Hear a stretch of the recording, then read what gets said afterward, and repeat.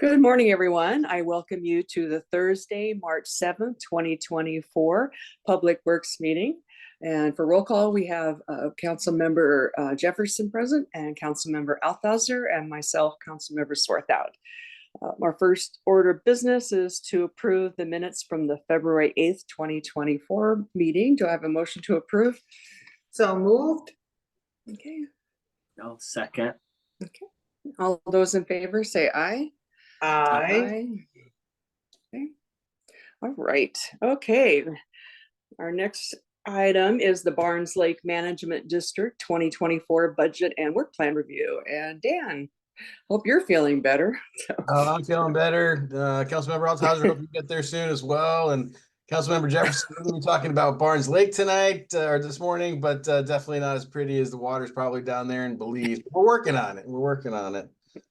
I don't have any particular action for you this morning. I have a couple of slides I'd like to show you and kind of walk you through the last year and where we're going with Barnes Lake, generally as part of their annual outreach campaign, so to speak.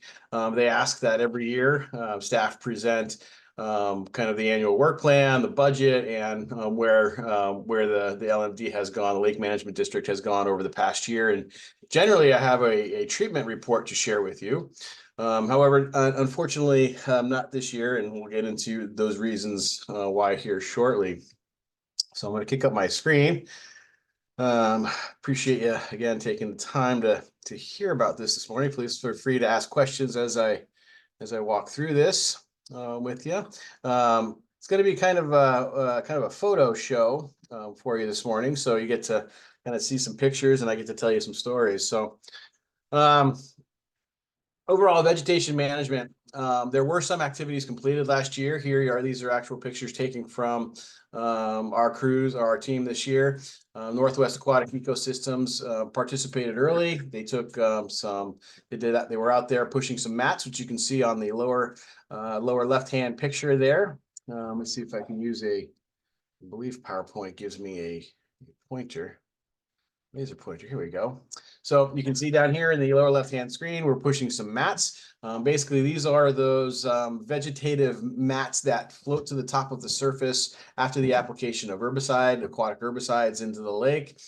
Gases are created underneath the root systems of these plants. They float to the surface, and they can be unsightly. They can inhibit recreation in the lake, and so that the members of the management district, at least a handful of them, ask that Northwest Aquatic Ecosystems push those over to the shoreline so folks can pull the mats up onto their properties, use them for soil amendments. They're actually very rich organic material that break down well for gardens.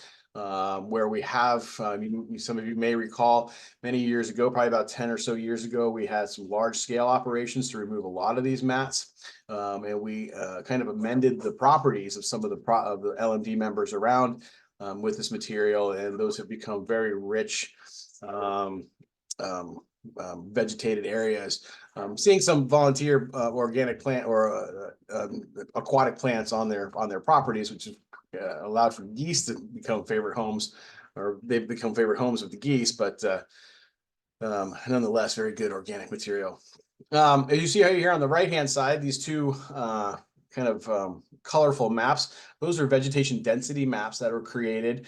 These aren't from last year. Unfortunately, we don't have the ones from last year. These are from the year prior, but you can tell, this is the kind of work, the technological innovation that the LMD has embraced over the last few years, allowing the contractor to kind of determine where do you see the most density in the lakes. These are we generally do a survey like this in May that tells us what the emergent levels, what we anticipate that spring, where the most emergent vegetation is going to be. So if you can see the lighter colored areas along as the red are kind of the most dense areas, and those are the areas we would try and target some applications for aquatic pesticides to treat some of that if we determine it to be the nuisance vegetation, which we do through physical survey. So this is an electronic survey to help us focus our efforts, and then they do a physical survey where they actually pull up some of the material and evaluate what it is and whether or not or how to treat it. So again, we had we had a fairly good treatment system over the last year. They also applied following this May analysis, during this May time analysis and moving of mats. They went out, I think I want to say twice over the season to apply some herbicides into the lake and treat that vegetation. We also every year, Dave Congeezer, our water resources specialist, has taken and developed a volunteer water quality monitoring program where we try to engage members around the lake and their children and go out and we take a few measurements on a monthly basis for a period of about 5 months every year. They're looking at water clarity. You can see in the picture over here in the lower right-hand corner, a Secchi disc, they call it. You lower that into the water, and that helps you gauge what the depth of clarity is, which is one of the indicators that we use for overall water quality in a lake. At the time, they're also taking some grab samples for phosphorus and nitrogen, so we can determine potential algae growth, where things are going there. And it was good to have a couple of new volunteers out there this year. And I know every year Dave is kind of reevaluating how best to deliver that program and kind of engage the lake residents around there and encouraging them to help improve water quality. As part of, again, that technological innovation, we've applied some digital lake monitoring, lake level monitoring and precipitation monitoring equipment. Actually, the precipitation that comes out of Olympia Airport and their precipitation gauges out there, but we've installed a couple of gauges that allow us to track water elevation over time. You can see when we overlay that with the precipitation, you can see the spikes very nicely, how responsive the lake is to precipitation out there. One of the interesting pieces, this was 2022. We actually had some beaver dam implications, damming up some of the outlets. And so what you could actually see through here is where crews would go in and, notch some of the dams, and you can see kind of the response to the lake, and then eventually the water level levels back out once those dams are cleared, from the outlet pipes or wherever they may have been identified. And then the following year, you can see where it stayed fairly minimal. We don't see that large spike you see like you saw over here early part of 2022. So we're continuing to monitor that data. Thankfully, the technology allows us a little bit more time. We used to have to go out every week and do a manual read. And even then, the data was manually read from about 25 feet away. So it wasn't always perfect. This has gotten us a lot better information over time. And tracks it, I want to say, at almost 15-minute intervals. And so we have some real good time data we can correlate with precipitation and get a fantastic understanding of what's going on out there. This green line that you see is our flexible leveler that we have out there. That helps keep water moving despite what beavers may do. And so this is kind of one of our ways to try to manage and work with those beavers. While we do have to do some maintenance out there, generally, while we have this installed at that water level, it helps keep those water levels, maintained and reduces flooding impacts that the neighbors or the LMD may see throughout the neighborhoods. As part of the lake levels, we also monitor precipitation, and this is an excellent tool to help us work with our providers.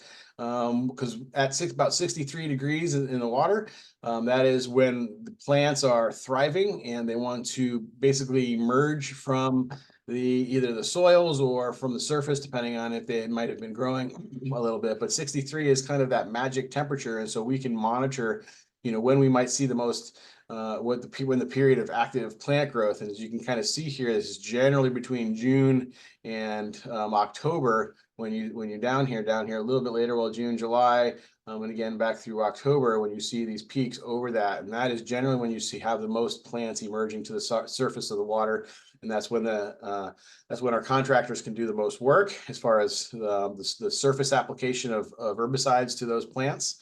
Prior to that, you're looking at more of kind of a water column application, where they apply the herbicides into the water column to attack those nuisance and non-native vegetation.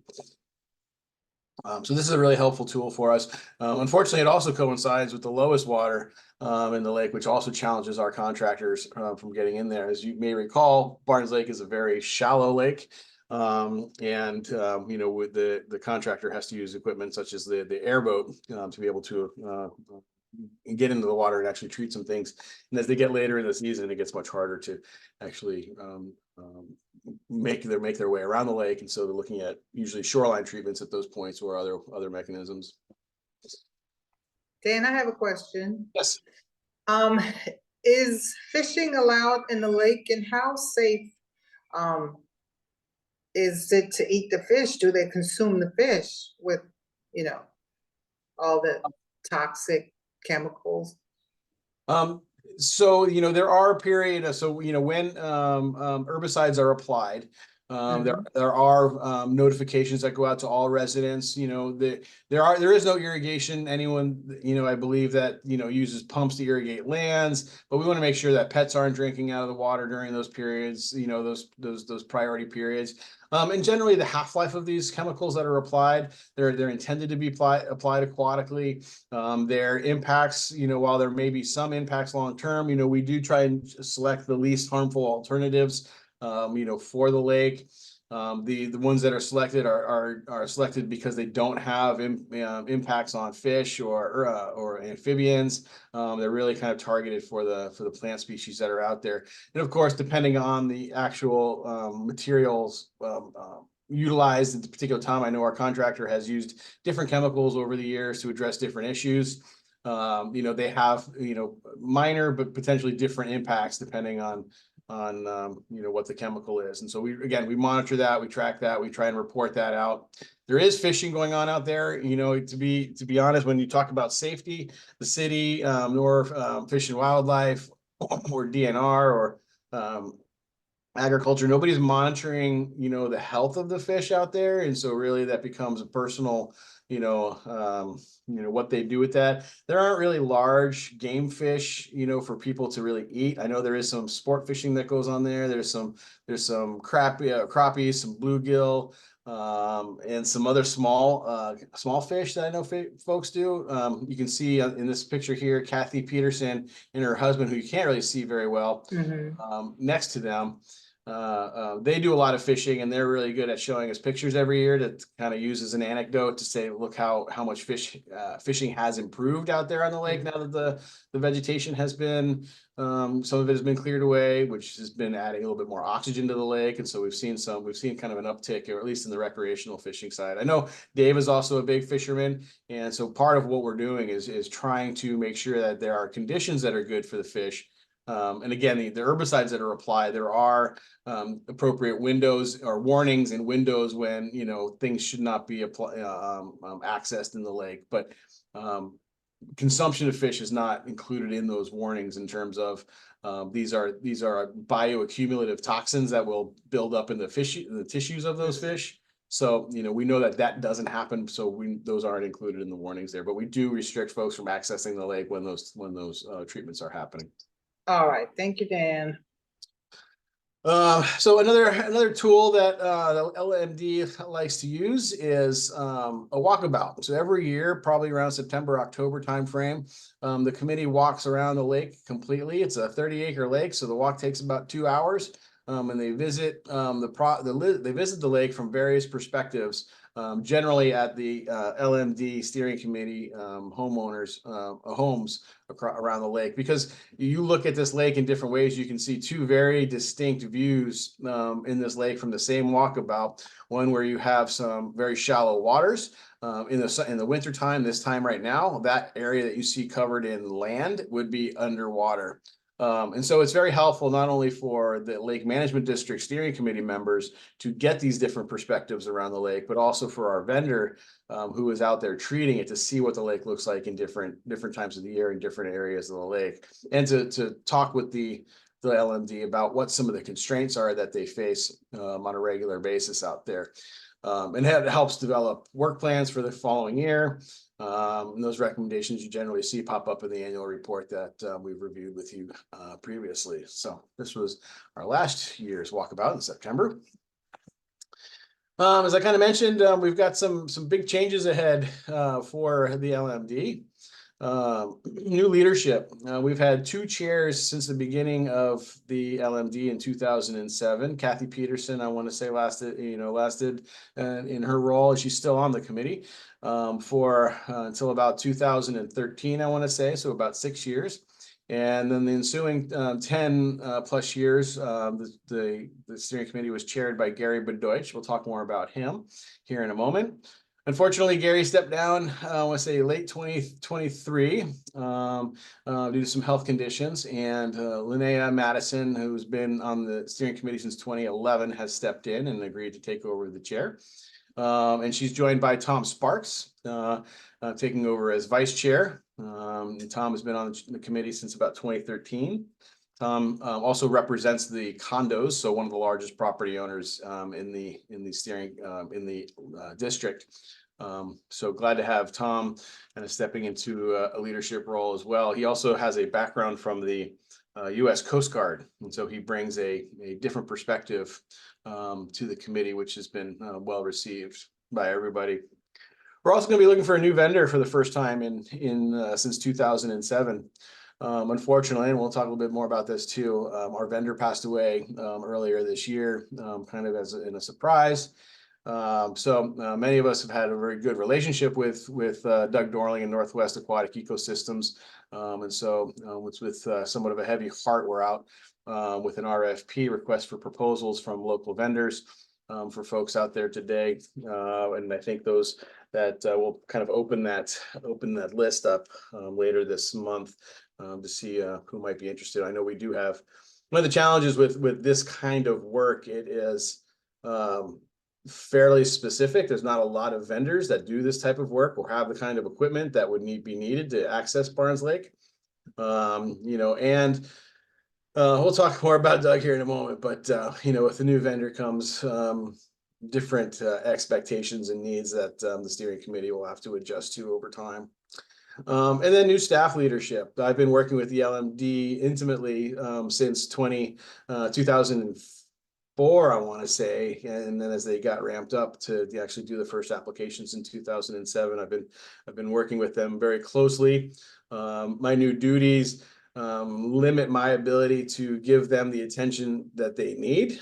And so working with both Dave Congeezer and our new Water Resources Program Manager, Patrick Soderberg, they will be, Dave's already working on the committee with me, and Patrick will be taking over more of my roles with them over this coming year. Looking towards 25 and kind of taking it on his own with them. So they're in really good hands with Patrick. Patrick, as you probably know, came from Thurston County. Patrick has a long history and there he is of doing environmental health work. He's got a strong background in aquatic pesticides. He's done the IPM, the Integrated Pest Management Plan for Thurston County, has done a significant review of aquatic pesticides. So he's well versed in this type of work that I know he'll be an excellent asset for the committee.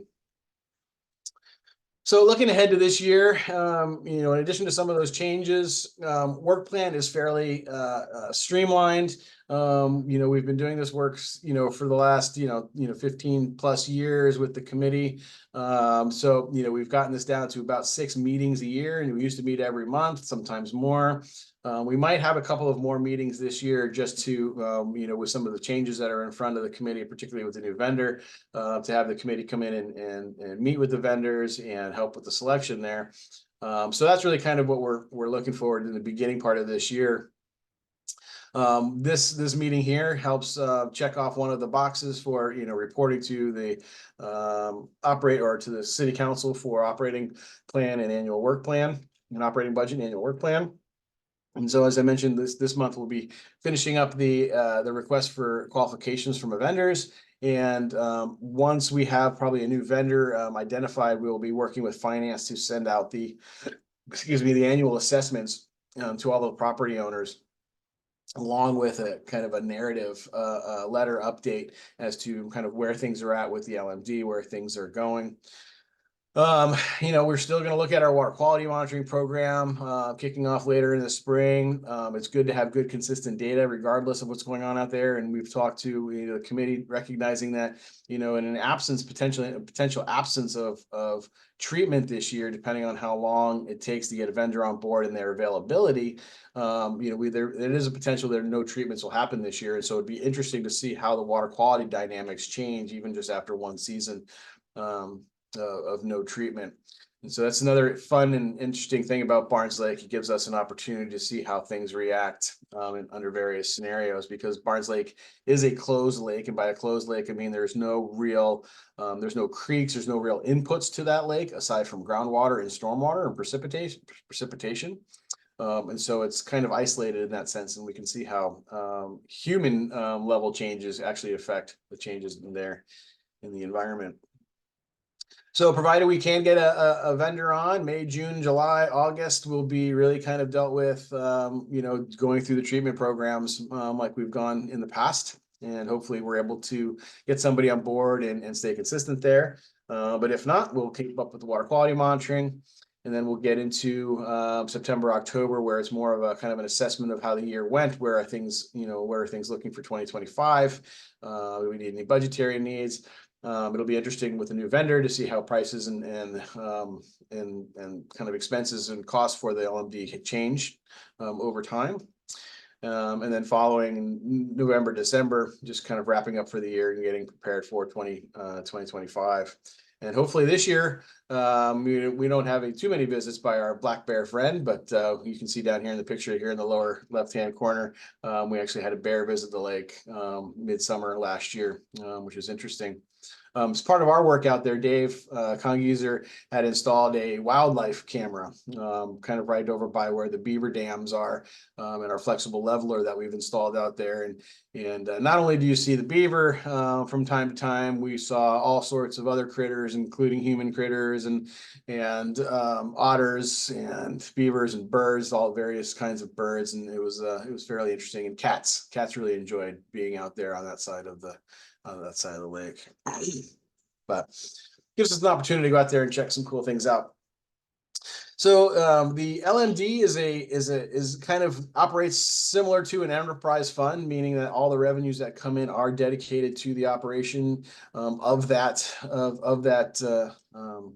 fund and doing that work. And so every year, we check in with finance department to determine what is the beginning fund balance, basically how much cash is on hand. Right now they start the year with $48,216, which is good because the treatment program right now, every 4 years, the treatment program is going to expend about $30,000. On a regular basis, they're pulling in about 20,000, and it escalates 5% every year. You may recall last year we had assessments that were static since the beginning, but the LMD recommended and the council approved a 5% annual increase to keep up with inflation and other costs and escalating costs of operating a district. So what started as basically an annual assessment of $17,500 and I want to say $583 now is changing every year and by 5%. In 2024, we expect to collect $20,000, which will add to the existing fund balance for $68,000. 2024 was anticipated to be an expensive year, one of the heavier treatment years. Using one of the kind of the water column chemicals, fluoridone, to address a lot of the emergent vegetation and a lot of the floating vegetation that can't be addressed necessarily by what floats on the surface. And so we were anticipating this heavy expense, and so these balances will carry over from year to year so that we can stay flush, so to speak, and address those treatment needs as they move into the future. Also in 26, I want to say 2025 or 26, during the next biennium, we are anticipating another round of plan reviews.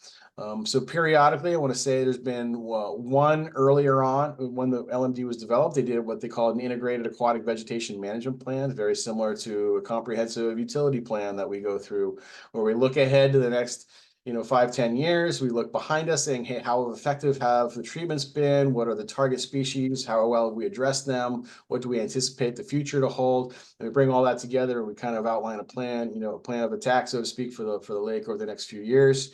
And those are, those take some resources as well. So there are a couple of other expenditures in the future for the LMD. I don't expect this budget necessarily to be fully expended this year because of the late start we're going to get by bringing on a new vendor. The thought being also that Northwest Aquatic Ecosystems and Doug Dorling, he was a Tumwater resident. He ran businesses here in Tumwater. He was a very Tumwater kind of central guy, and he certainly gave a lot to the LMD, a lot more than other vendors may have a similar any kind of expectation to do. Doug kind of did this because he enjoyed it. It was his neighbors. There was certainly a lot of credit given to the LMD that we wouldn't expect from other vendors. To the extent that when Doug and I would be planning, I would have to say, Doug, you need to bill us for these things. Doug, we need to understand what some of these costs are. And he's like, yeah, I'll get you there. And he would never do that. And so the LMD was grateful and really appreciated work with him, and he provided a good level of service for the committee. But we've had to tell the committee over the years that to not expect that level of service from other vendors. Just because Doug had that kind of soft spot for Barnes Lake in his heart. And, while we might have a $30,000 estimate, and he may have given us to that, he would generally never bill us for the whole of the scope of every year. So, we're anticipating to see an increase in costs, as new vendors come on, and not any kind of reduction in service, per se, because the level of service is what we need out there to maintain the expectations of the committee members and the residents that live around Barnes Lake. So, we anticipate that we'll be seeing a fuller expenditure of the budget in coming years, including on the planning side, and water quality monitoring side. We'll continue with those as well. This does account for some reimbursement of expenses to the city. We try and reimburse our finance teams for the work that they do to build the assessments and track the funding. So there is a minimum cost for that work. The work that is provided by the water resources team, is not charged back to the LMD. Given the limited budgets that they have there and the community engagement opportunities this provides us, as well as some of the scientific engagement that we do out there with folks. So one of the things is I wanted to mention is talk a little bit more about Gary Bedoich. As I mentioned, Gary Bedoich, started early on in with the LMD as actually a backup to his neighborhood representative, John Swander, and slowly became very engaged with what he had been doing. He came on the steering committee very early there in 2007, as you can see, and served as chair since 2016. So, seven-ish years. And he was a very thoughtful leader, helped guide through many controversial moments where there might be some disparate expectations between folks around the lake. He helped kind of bring them together and put together a good comprehensive management plan for the lake, and work with the vendor, work with Doug to make things happen. Unfortunately, as I mentioned, Gary stepped down later in 2023. And unfortunately, a month or two after that, he passed away from a cancer. And, so many of us have worked very closely with Gary. We knew he was undergoing some health issues, and we were just very grateful for the work that he had done with us. Prior to knowing he was in a terminal condition, we chose to nominate Gary for a Leadership and Service Award from the National Aquatic Lake Management Society. And the words you see here, and I'll just read a couple of snippets, was what the committee had put together in that nomination letter for him. It's basically the LMD is nominating Gary Bedoich for a Volunteer Leadership and Service Award because of his longtime commitment to improving the health of Barnes Lake. He's one of the few who remembers the lake as a clear body of water where families could enjoy fishing, swimming, and boating. When volunteers were needed to conduct monthly water sampling, he was always one of the first to volunteer. In addition to being a hands-on leader, Gary was a visionary and recognized the need for dependable long-term funding. He led the steering committee in proposing an annual increase in funding for the remaining 15 years of the current term. Newcomers to the lake often fail to realize the effort and resources that are necessary to maintain a healthy lake. He was also very sensitive about preserving areas for wildlife. Gary's skill as a teacher has been a significant factor in his ability to get people to see the investment that is needed for the future. He put together a very informative presentation of what the lake has looked like over time, beginning with aerial photos and on to the present. His approach was very persuasive, and the additional funding had been assured. Gary was also quoted in the Daily Olympian. There was a video of him as he was kind of promoting the need for some of these improvements around the lake.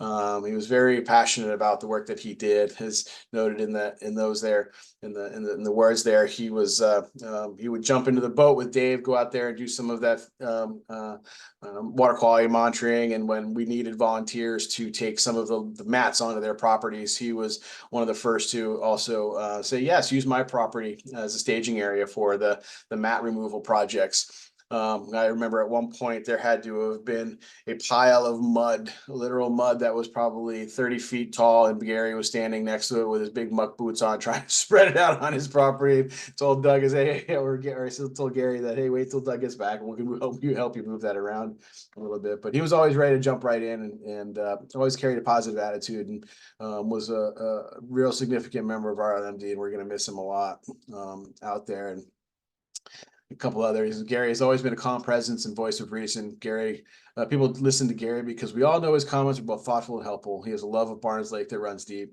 When I suggested we put together a lighted boat parade for the lake for Christmas, he was one of their most enthusiastic participants, decorating his crew with a beautiful lighted angel. It's unfortunate we had to say goodbye to Gary this year in more ways than one. Unfortunately, the nomination and his award of his presentation of the award that he had been provided from NALMS was given to him right before he passed away. And I want to say later on that day, he actually did pass away after he received a letter from them and the nominating letter from the LMD. So integral part. And again, we also say farewell to Doug. He was fantastic. You can see him here on his boat doing what he did. It was always fun to be out in that boat. He would take me out there. We'd go cruising around.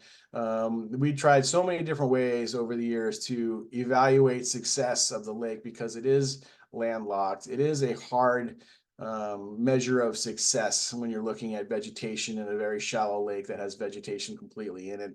I remember in the early years, we would take a Cessna out of Olympia Airport. We would fly around the Barnes Lake 30 times in a 10-minute period, and the Cessna just circling and circling and circling, and Doug hanging out the window taking pictures, and me hanging out the window just to hold my stuff together in this case. And we just fly in these circles to eventually the drone technologies allowed us to get out of the airplane and land, stay on our ground, and get some really good videos that he's put together over the last few years for us. And so those have all been downloaded. Those are available for our residents and the LMD members as well. But see here, Doug just coming out here on our lake walkabout, just staring at the lake. That's what he did. It's what he really enjoyed the most. And it says up here on his it was on his Facebook page, he had many names: the professional keeper of the lakes, Jumbo Studmo, Cheese Man, keeper of the bees, the Big D, the Doug Dorling, most probably dad and husband. And he was another really strong member of our committee, even though he was never formally part of the committee.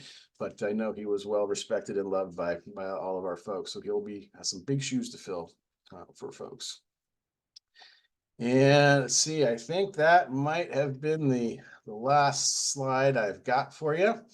With that, I guess I would open it up to any other questions. Like I said, there is no, let me stop sharing, figure out where that went. There it is. That's all I got for you. There is no action. We will be coming the next couple of months. We will be bringing a contract once the LMD selects the next vendor. So that will be coming next. And because the city council has already adopted the budget for the LMD, and I should go just reflect back on the budget that you saw there, that is consistent with the budget that was adopted by the city council for the biennium. And that's another part of our goal right now. We are in that budget year, so we'll be kind of looking ahead. So having a new vendor on today or on early part of this year will kind of help us look to the next biennium to determine, what that budget might need to look like. And then we work with the committee to kind of refine what that budget. So we'll have a kind of a big bucket from the city city, and then we'll make little buckets of how that money would be expended, as you saw on that slide there. So with that, I'd suggest, offer if you have any more questions. Otherwise, that's what I got. Michael, yeah, question? Yeah, I think first I just want to thank you, Dan, for letting us know and for your kind words about both Doug and Gary. Those are obviously some, we talk about beavers a lot, but they're obviously like keystone elements of the preservation of Barnes Lake itself, not to use a beaver pun.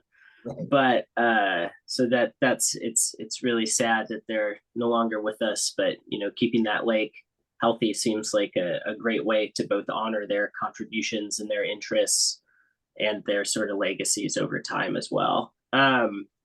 My one question was, I recall reading something about a piece of legislation that the legislature was working on about beavers and about beaver habitat management and things like that. Do you happen to, maybe I should go look it up, but I'm not sure if that passed. It and if it didn't did. pass. Oh, it didn't? Okay. It didn't pass, yeah. Okay. I was That was curious. Solomon's, but yeah, now I was watching. It was Solomon's bill, yeah. Yeah.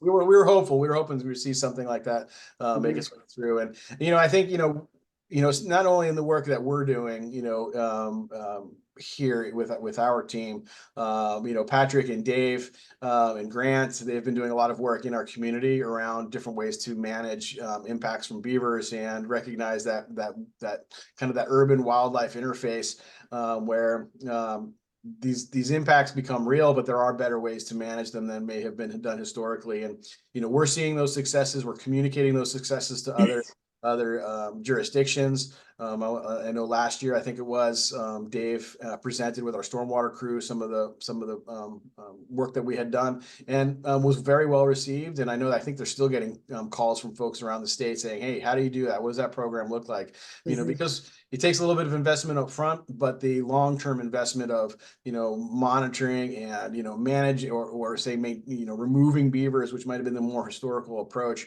we're finding is what we're doing is more cost-effective and more efficient.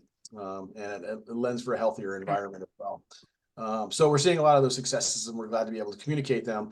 And so as more and more of that work becomes highlighted, not only by what we're doing, but by others are doing up in Snohomish County and down in Oregon and California and other areas, you're going to see more and more legislation like that coming through that recognizes that cost efficiency and that effectiveness. So we're glad to see it.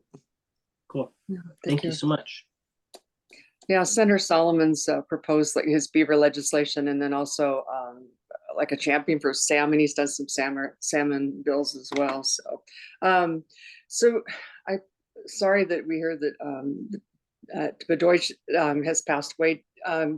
Dorling is he gone, or is he just out? He just decided to retire. He's not gone, is he? Yeah, I'm sorry. He passed away as well. It was Oh quite no, oh my gosh, I'm sorry. So I know the Dorlings. My kids, we all went to the kids went to school together. So yeah, I'm sorry to hear that. It was a very powerful picture. I guess gratitude display on Doug's on the Northwest Aquatic Facebook page. It was really good. It was if you knew Doug, you knew that he had all those sides to him, but then to see all those pictures, out there, it was pretty. Yeah.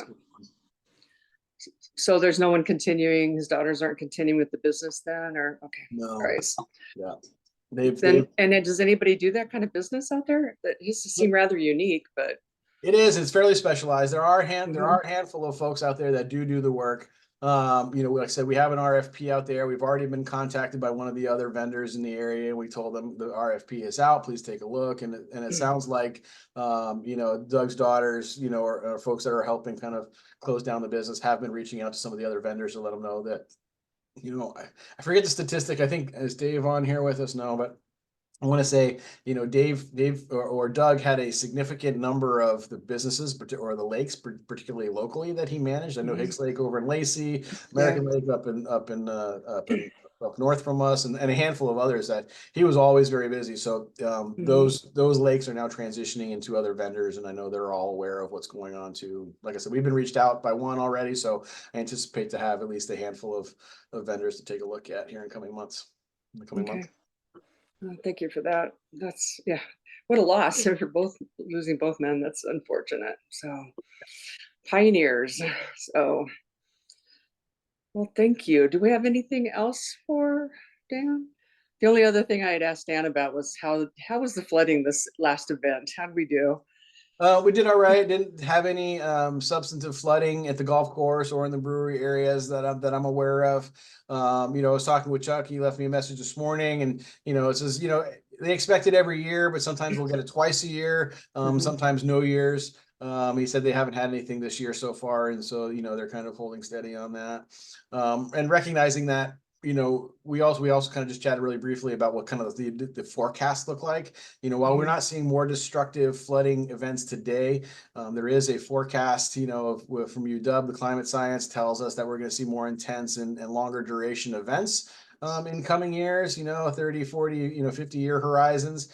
So we are, looking at what those means. As we did that flood elevation, or we did that flood study with the Deschutes River just most recently, that acknowledges there's going to be continued flooding, and that even at those higher events, that we're still going to see there's not mitigation that can be done enough that's going to restrict flooding ultimately in those areas. So always being kind of thoughtful about how we address that in those areas is going to continue to be on our radar.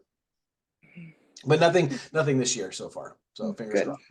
That's good to hear. I Kind of coming appreciate out of that. that window. Yeah, we're kind of coming out of that flooding window, Right. so to speak. So hopefully we'll have gotten through this year unscathed. Yeah, that sounds good. Well, thank you for that. So, if we don't have anything else for the additional items, then I will call the Thursday, March 7th, 2024 Public Works meeting adjourned. Everybody have a wonderful day. Enjoy the sunshine, Angela. So we will be thinking about you as we're freezing up here in the Northwest. So, and it's Sine Die. Have a good day, you guys. Bye.